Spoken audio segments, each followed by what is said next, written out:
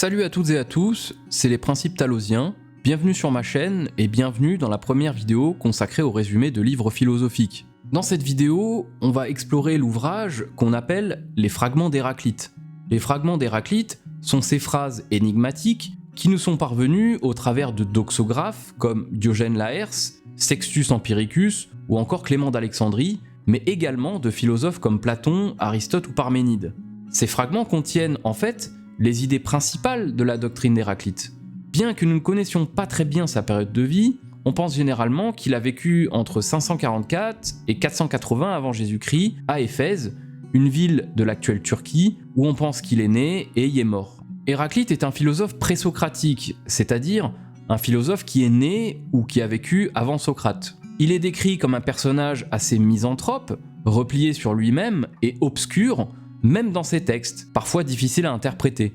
D'ailleurs, cet aspect sombre de son personnage et de ses textes lui vaudra le surnom d'Héraclite le sombre ou l'obscur.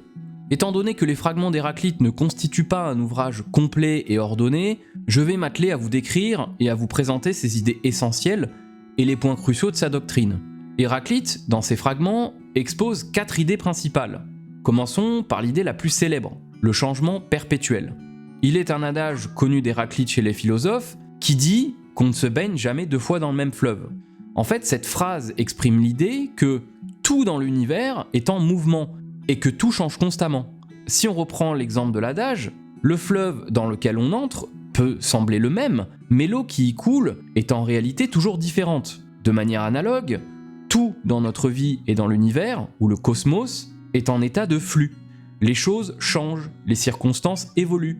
Et nous-mêmes, en tant qu'individus, ne sommes jamais exactement les mêmes d'un instant à l'autre. Pour Héraclite, ce changement est le mécanisme fondamental de l'univers.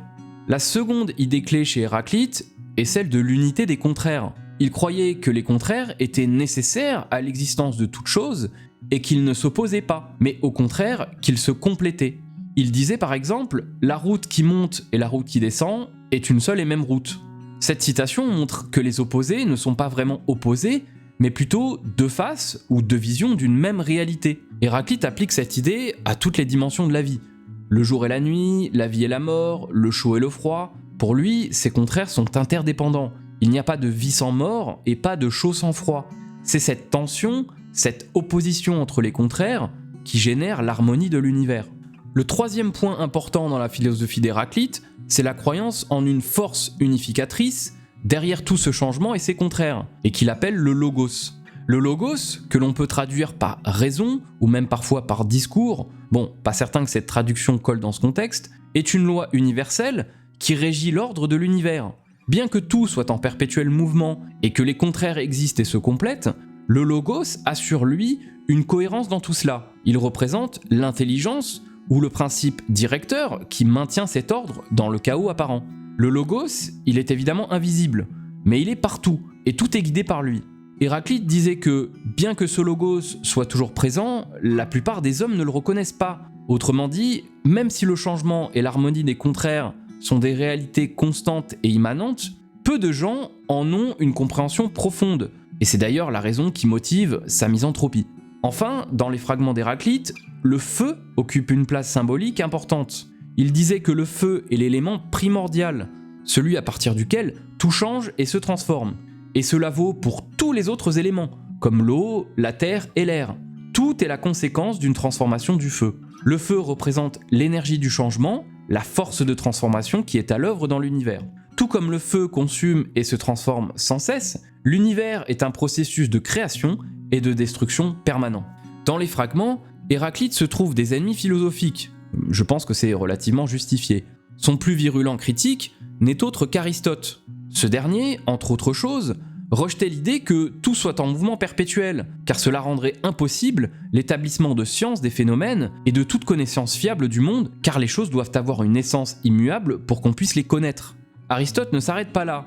En effet, étant le père de la logique, il critique également la théorie de l'harmonie des contraires d'Héraclite, en disant qu'on ne peut pas rationnellement imaginer qu'une chose soit à la fois vraie et à la fois fausse, sans aboutir bien évidemment à l'incohérence de tout paradigme. Si une chose et son contraire peuvent exister au même moment et dans les mêmes circonstances, alors plus rien n'a de sens et tout est contradiction logique. Tout Toutefois, malgré les multiples réfutations d'Aristote et d'autres philosophes, Héraclite trouve aussi des alliés et un renfort doctrinal de la part des stoïciens, qui voient en lui une source d'inspiration. Ces derniers lui viennent au secours en reprenant son idée de logos, qu'ils corrèlent avec leur raison divine, dictat de l'harmonie du cosmos, ainsi qu'en utilisant le feu pour symbole d'élément primordial et presque divin. En résumé, les fragments d'Héraclite nous plongent dans une vision du monde où le changement est ironiquement la seule constante, où les contraires s'unissent pour créer l'harmonie et où le logos régit l'ordre cosmique au travers du même élément primaire qu'est le feu. Même si des philosophes comme Aristote ont critiqué l'idée du flux perpétuel et de l'harmonie des contraires, comme je l'ai dit, d'autres, comme les stoïciens, ont trouvé dans les pensées d'Héraclite une source d'inspiration pour leur propre vision de la vie, en accord avec la nature.